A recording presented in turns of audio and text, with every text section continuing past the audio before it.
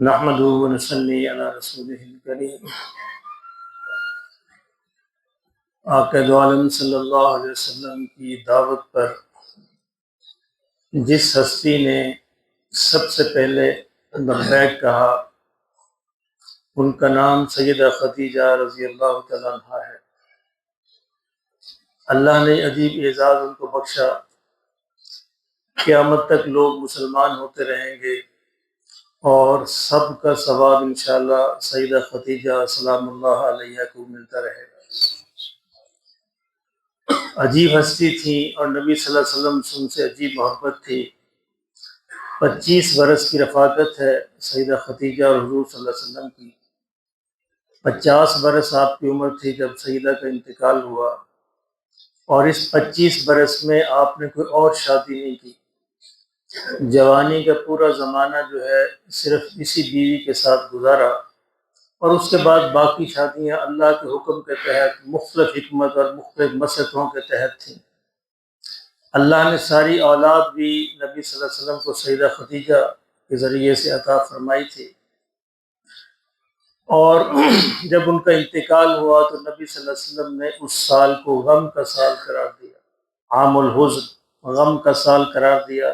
اسی سال آپ کے چچا بھی انتقال ہوا اور سیدہ خدیجہ کا بھی انتقال ہوا، اور جب حضور صلی اللہ علیہ وسلم مدینہ تشریف لے گئے تو سیدہ کی یاد جو ہے وہ ساری عمر نے بھولی، ہمیشہ ان کو یاد کرتے رہتے۔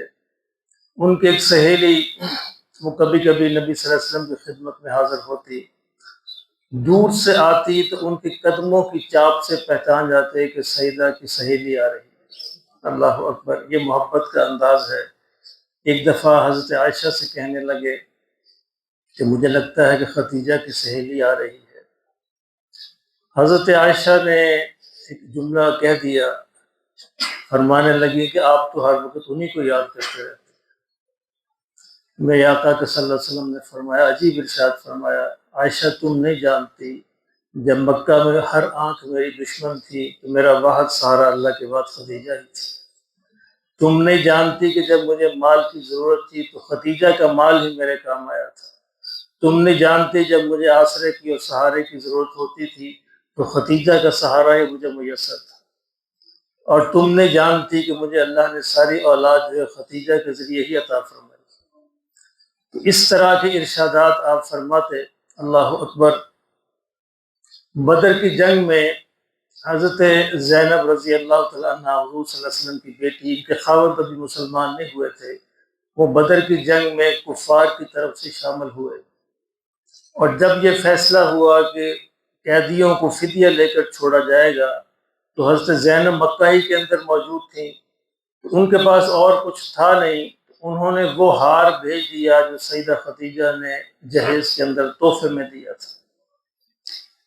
جب یہ ہار آقا دو عالم صلی اللہ علیہ وسلم کی خدمت میں آپ کے سامنے پیش کیا گیا، اللہ اکبر، نبی صلی اللہ علیہ وسلم کو خدیجہ یاد آ گئی۔ آپ نے کہا یہ ہار تو خدیجہ کا ہار ہے، اور حضور صلی اللہ علیہ وسلم کی آنکھوں سے آنسو جاری ہو گئے۔ کہا کہ یہ کیسے آیا؟ کہا کہ جی ایک بیٹی نے اپنے خاوند کی رہائی کے لیے بھیجا۔ نبی صلی اللہ علیہ وسلم کی داڑھی مبارک رو رو کر تر ہو گئی۔